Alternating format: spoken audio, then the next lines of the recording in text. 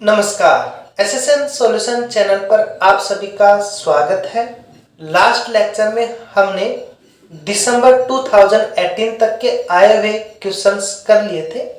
आज हम जून 2019 में आए हुए क्वेश्चंस करने जा रहे हैं। स्टार्ट हम पार्ट बी के क्वेश्चन 44 से कर रहे हैं।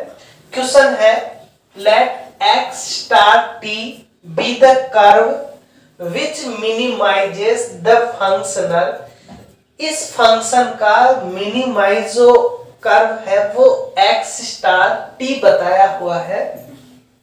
सेटिस्फाई, ये बाउंड्री कंडीशंस को सेटिस्फाई कर रहा है। Then the value of x star 1/2 is, तो हमें x स्टार 1/2 की वैल्यू पूछी गई है। ऑप्शंस है हमारे पास, तो हम x स्टार 1/2 की वैल्यू निकालने के लिए हमें पहले x स्टार t की वैल्यू निकालेंगे। और x स्टार t क्या है? इस फंक्शन का मिनिमाइजेस फंक्शनल है। तो इसका मिनिमाइजेस फंक्शनल निकालने के लिए हम यूलर लाग्रांज इक्वेशंस अप्लाई करेंगे। तो बाय यूलर लाग्रांजेस इक्वेशन, और यूलर लाग्रांज इक्वेशंस क्या होती है? Del f del y minus d y by d x del f del y dash equals to 0, where f हमारा जो फंक्शन है x Y Y dash का, ये दिया हुआ है हमें x square T plus x dot square T. तो ये हमारे पास में फंक्शन है। तो यहां हम देखें हमें फंक्शन किस किस का दिया हुआ है। यहां ये जो फंक्शन है ये x की जगह हमें क्या दिया हुआ है? t, y की जगह हमें दिया हुआ है x, और y डैश की जगह हमें दिया हुआ है x डॉट। तो जहां हमने x लिखा है वहां हम t लिख देंगे।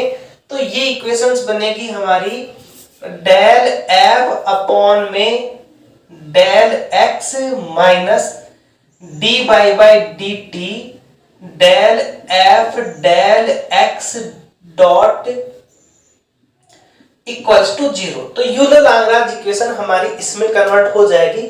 यहां हम इसकी वैल्यू लें, इसका हमें x के रेस्पेक्ट में पार्शियल डिफरेंशिएशन करना है। तो ये बनेगा हमारा 2x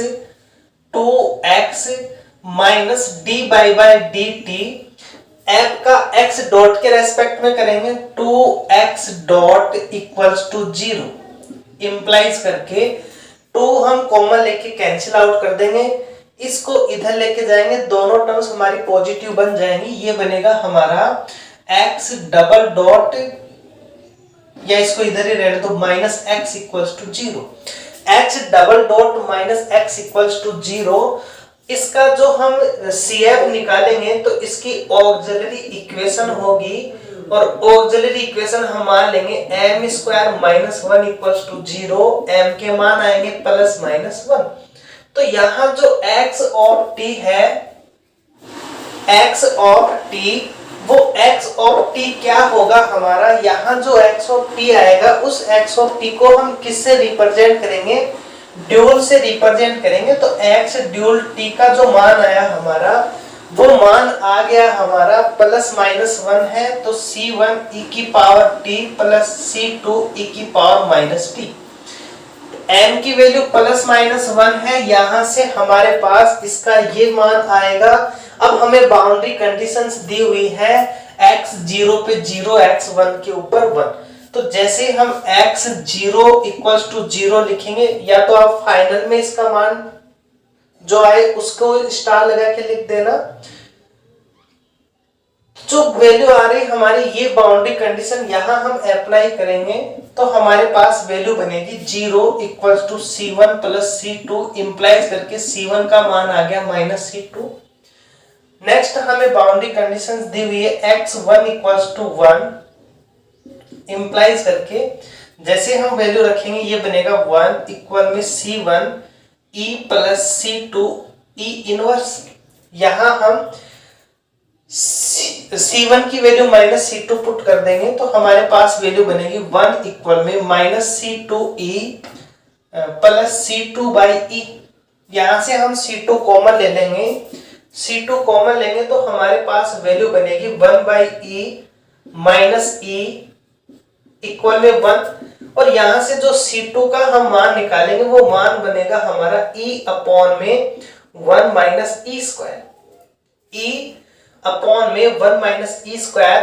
तो C1 क्या बनेगा हमारा, C1 बनेगा, इसको माइनस से मल्टीपल कर देंगे तो C1 बनेगा E अपॉन में E स्क्वायर माइनस 1। ये C1 और C2 का मान हम यहां रख देंगे तो हमारे पास इसकी जो वैल्यू है वो एक्सटर्नल वैल्यूज बन जाएगी। एक्सटर्नल वैल्यूज को हमें किससे रिप्रेजेंट करना है, हमें x स्टार t से, और इसका मान आएगा हमारा C1 का मान है E अपॉन में E स्क्वायर माइनस 1 e की पावर t, और C2 का मान है हमारा प्लस E अपॉन में 1 माइनस E स्क्वायर e की पावर माइनस t। यहां से हम E अपॉन में E स्क्वायर माइनस 1 कॉमन लें तो हमारे पास वैल्यू बनेगी e की पावर t माइनस e की पावर माइनस t। अब यहां हमें पूछा गया है x स्टार 1/2 की वैल्यू, तो जैसे हम t की वैल्यू 1/2 रिप्लेस करेंगे तो हमारे पास वैल्यू आ जाएगी। तो x स्टार 1/2 इक्वल्स टू, ये हमारा कांस्टेंट है e अपॉन में e स्क्वायर माइनस 1। यहां हम वैल्यू रखेंगे 1/2 तो e की पावर 1/2 माइनस 1 अपॉन में e की पावर 1/2 को हम रूट e लिख सकते हैं। इसे हम सॉल्व करेंगे तो ये बनेगा e माइनस 1, तो ये e पहले से चल रहा है, ये बन गया हमारा e माइनस 1 अपॉन में इसके हम फैक्टर करें तो बनेंगे e माइनस 1 e प्लस 1 और ये under root e। e minus 1 से e माइनस 1 कैंसिल हो जाएगा, रूट e से ये रूट e टाइम्स का कैंसिल होगा तो हमारे पास वैल्यू आएगी e प्लस 1। तो x स्टार 1/2 का जो मान है वो हमारा आ गया रूट e अपॉन में e प्लस 1। ऑप्शन फर्स्ट हमारा इसे सेटिस्फाई कर रहा है, ऑप्शन सेकंड डिस्कार्ड हो जाएगा, ऑप्शन थर्ड में यहाँ 2e डिस्कार्ड कर देगा, ऑप्शन 4 के अंदर ये डिस्कार्ड करेंगे। तो ये जो क्वेश्चन है 44, इसका जो राइट आंसर होगा वो हमारा ऑप्शन फर्स्ट हो जाएगा। नेक्स्ट पार्ट सी का क्वेश्चन 97 है, consider the functional j of y equal 0 to 1 y dash x की whole square plus y dash x की power cube dx subject to y of 0 equals to 1 and y of 1 equals to 10। Then options है हमारे पास में, पहले हम इसका external निकालेंगे उसके बाद हम ऑप्शंस के ऊपर आएंगे। अब यहाँ ये जो फंक्शन है ये फंक्शन क्लियरली हमें दिया हुआ है ओनली y डैश के ऊपर डिपेंडेंट है, ओनली y डैश के ऊपर डिपेंडेंट है। दैट मींस ये x एंड y के ऊपर इंडिपेंडेंट फंक्शन है। और इसके बारे में हमने ऑलरेडी काफी डिस्कशन कर चुके कि जो फंक्शन x और y के ऊपर इंडिपेंडेंट होता है उसका डायरेक्ट सॉल्यूशन क्या होता है। उसका डायरेक्ट सॉल्यूशन होता है हमारे पास में y of x equals to ax plus b। Since here f is independent of x and y, then by Euler-Lagrange equations y of x equals to ax plus b, boundary condition है हमारे पास में y of 0 equals to 1 implies करके हमारे पास ये value हम यहां put करेंगे तो b का मान आएगा 1, b का मान आ गया हमारा 1 and y of 1 equals to 2 यहां रिप्लेस करेंगे हम तो हमारे पास जो वैल्यू आएगी y ऑफ 1 की वैल्यू 2 है इक्वल में a और b का मान हमारे पास में है 1 इंप्लाइज करके a का मान भी 1 आ गया।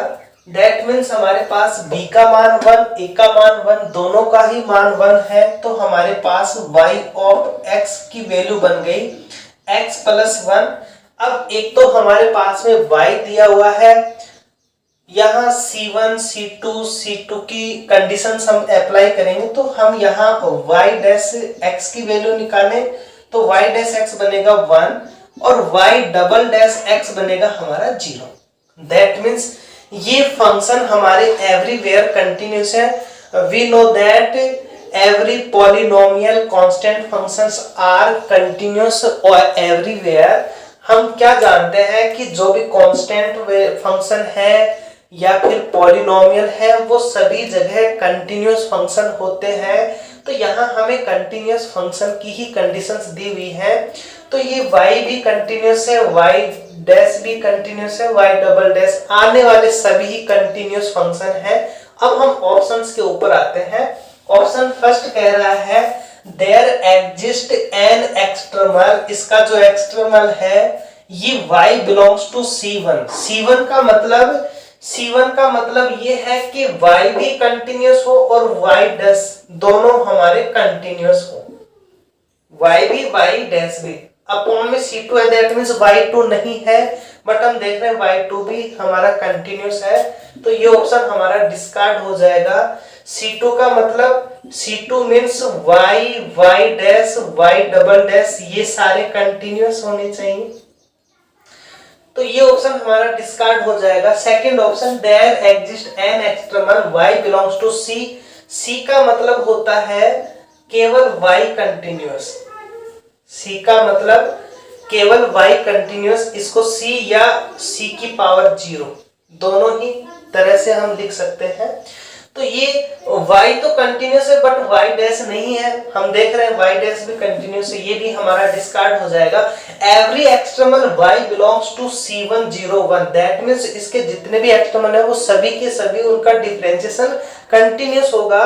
ये राइट आंसर है क्योंकि y डैश x हमारा कंटिन्यूअस फंक्शन है। तो ऑप्शन थर्ड इसका राइट आंसर हो जाएगा। ऑप्शन 4 कह रहा है every external y belongs to C2। यहाँ हम देख रहे हैं इसका डबल टाइम्स तक डिफरेंशिएशन भी कंटिन्यूअस है, फर्स्ट टाइम भी है और ये भी है, तीनों ही कंटिन्यूअस है। तो C2 भी हमारा कंटिन्यूअस में जाएगा ये। तो क्वेश्चन नंबर 97 के राइट आंसर है हमारे ऑप्शंस 3 एंड 4। ये थे हमारे जून 2019 में आए हुए क्वेश्चन। नेक्स्ट सीरीज में हम दिसंबर 2019 में आए हुए क्वेश्चंस के साथ स्टार्ट करेंगे। तब तक के लिए धन्यवाद।